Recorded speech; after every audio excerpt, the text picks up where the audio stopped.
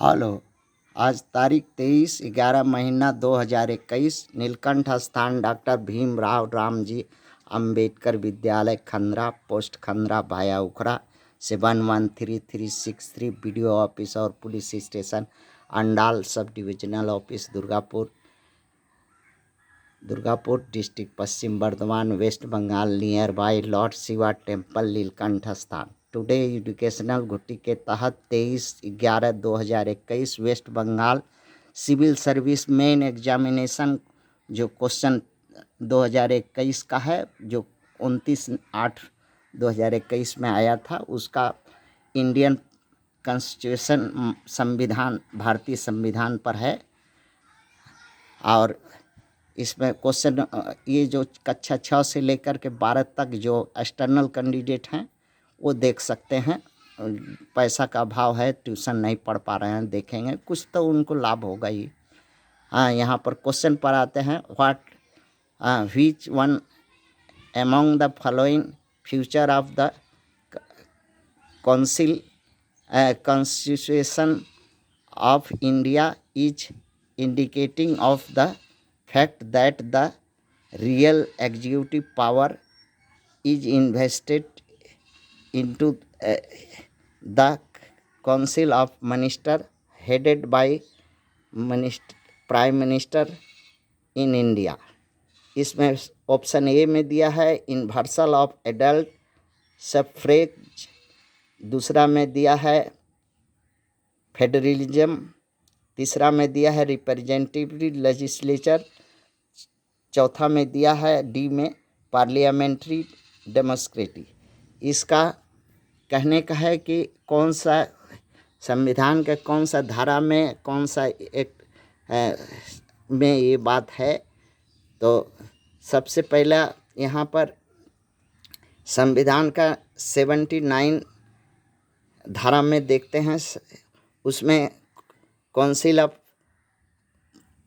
Parliament का गठन का बात है, जो 2 हाउस बनते हैं, एक अपर हाउस एक दूसरा लोअर हाउस, और जिसे स्टेट काउंसिल कहते हैं।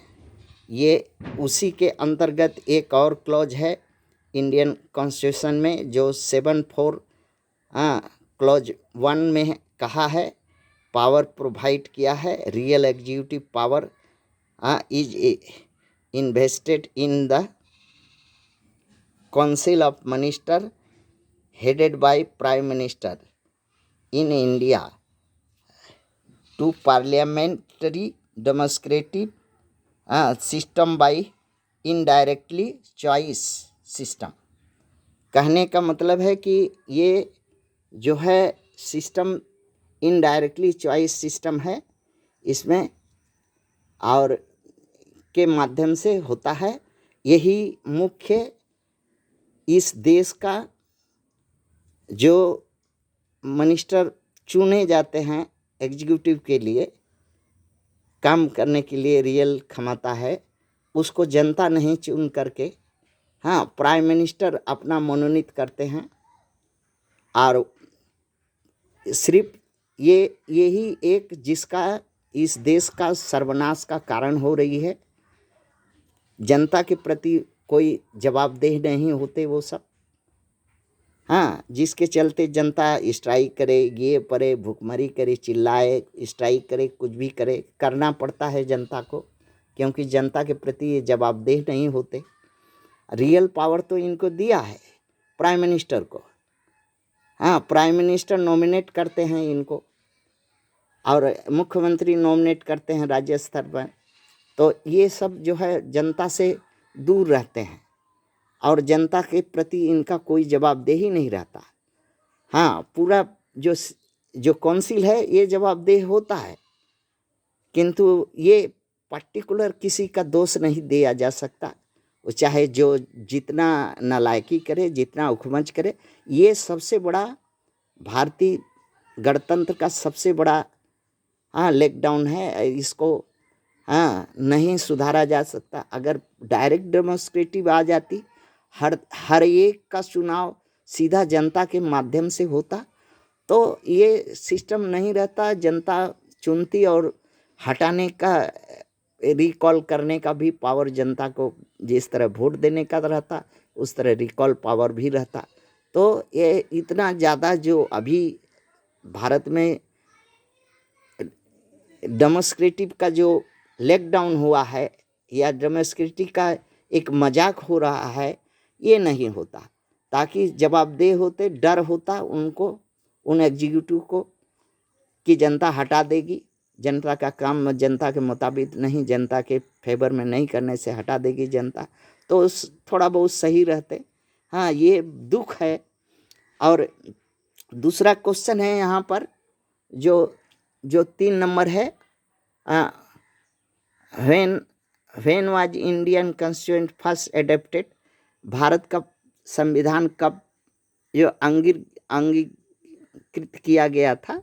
तो इसमें 2 शब्द जान लीजिए। हाँ, ऑप्शन बी में है, ऑप्शन ए में है 26 जनवरी 1950, ऑप्शन बी में है 26 जनवरी 1948, 1949, 26 जनवरी 1980 में है, ये 26 नवंबर 1949 में, और डी में है 26 जनवरी 1948। तो यहाँ 2 शब्द से अर्थ स्पष्ट हो जाएगा।